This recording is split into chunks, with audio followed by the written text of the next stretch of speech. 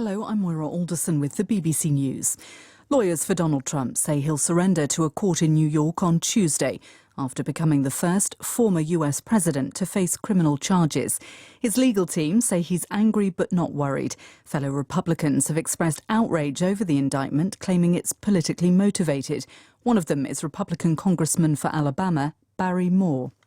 The problem I have with it is during an election cycle after he announced he was going to run for president, and we saw this when they tried to impeach him twice. They accused him of Russian collusion. They raided his house a few months before a November election, and now that he's qualified to run for president and announced he's going to run, then you have this weaponization, Soros-owned district attorney coming after a presidential candidate for our country. First time it's ever happened in the history of the nation.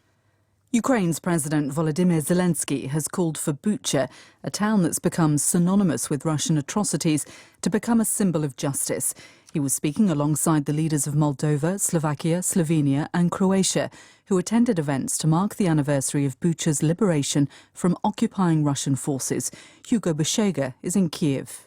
President Zelensky said Ukraine would never forgive Russian troops responsible for the violence committed in Bucha, and he said humanity would prevail. Now, Russian forces are accused of executing, torturing and raping civilians in Bucha, and I think everybody remembers the images of dead bodies lying in the street.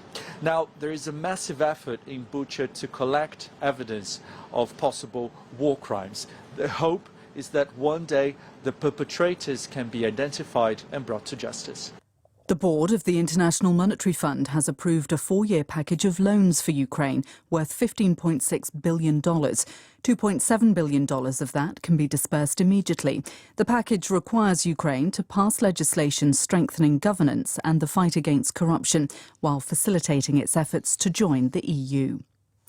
The Kenyan commander of the East African Community Regional Force says a detachment of Ugandan troops has now assumed its peacekeeping duties in the Democratic Republic of Congo. Based on the border between the two countries, they're mandated to occupy positions vacated by the M23 rebels and protect civilians, but not to engage the Rwandan-backed militia in combat. Brigadier General Kulaija is from the Ugandan People's Defence Force. Uganda pledged 1,000 troops, and indeed yesterday that 1,000 began entering Congo. We have occupied Bunagana. We await the availability of Ruchuru and then Kiwanja. That's where our troops will be. We are continuing to monitor because it's an agreement that was reached for these forces to give way to the peacekeepers so the peace process can start. BBC News. At least 11 people have been killed in a crush at a food distribution point in the southern Pakistani city of Karachi. Police said it happened when hundreds of people flocked to collect alms, which were being distributed by a local factory during the Muslim holy month of Ramadan. 6 women and 3 children were among the dead.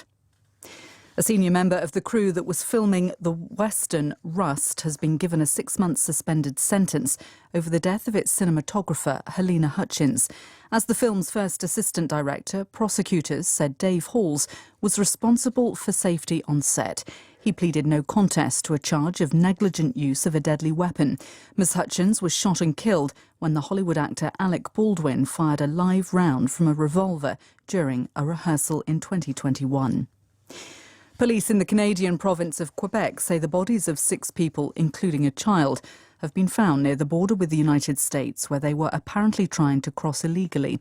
Another child is said to be missing. The BBC's Nadine Youssef reports from Toronto. The police say the bodies were found in a marsh by the St. Lawrence River, close to an overturned boat. They haven't revealed their identity, but say they belong to 2 families, one of Romanian descent and the other believed to be from India. One of those who died was a child under the age of 3, and the police are searching for another child, an infant, who is still missing. The discovery comes amid a surge of illegal crossings at the US-Canada border. Nadine Youssef reporting. The Spanish football giants Barcelona have confirmed that they've made contact with Lionel Messi about a possible return to the club. The Argentinian superstar, widely regarded as one of the greatest players ever, left Barcelona for financial reasons in 2021. His contract with the French champions Paris Saint-Germain is due to expire in June. That's the latest BBC News.